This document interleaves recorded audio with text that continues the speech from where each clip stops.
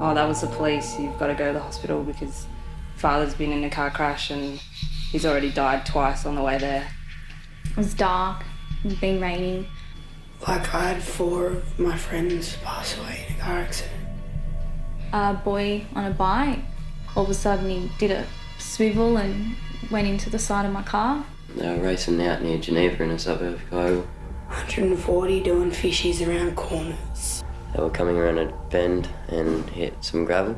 And she just failed to negotiate the bend. Doing 120. And she drove over the median strip. Drifted into the wrong side of the road. Lost control and Flew up the car and rolled a few times hit the telegraph pole. and then wrapped around a tree. And just hit him head on. Split second can just turn your whole life upside down. And Paul died instantly. He was not conscious, but his eyes were open. And Mitchell got thrown out of the car through the window. And the driver had no licence. Corey got his head ripped off by the seatbelt. They didn't know what went wrong. But my life just changed. They breathalyzed me and I blew low range. Basically the police handcuffed me and took me to the station. The car was like that big, squashed. You know, with all the court case and stuff. I got some tests done and I've got like a health issue. Whilst I wasn't drunk, my body like holds on to it for a long time. So when we first arrived at the hospital, they kind of said he's got brain damage, but we don't know how bad it will be until he wakes up. The boy was on life support in a critical condition.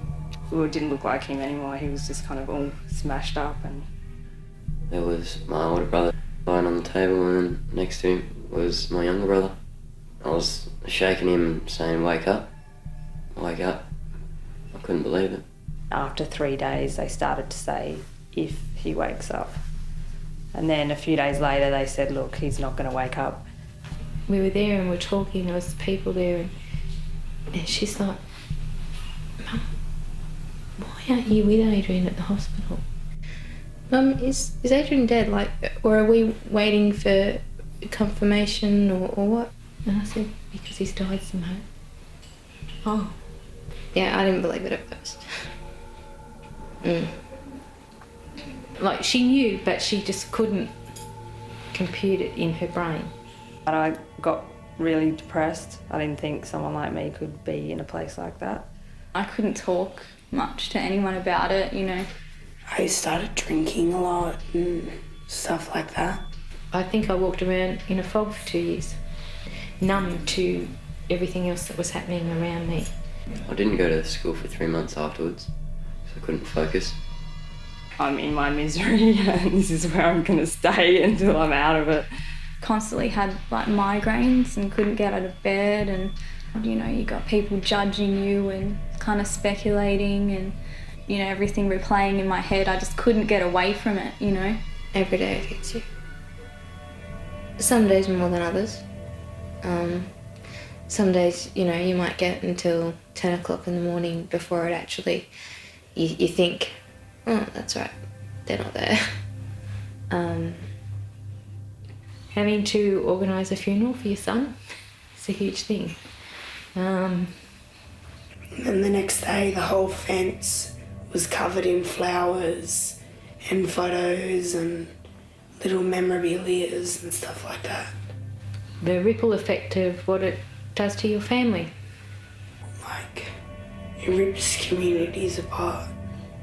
How you don't want to upset other people, but you're just really angry and hurt, and you want to hurt other people because you're hurt, but you can't.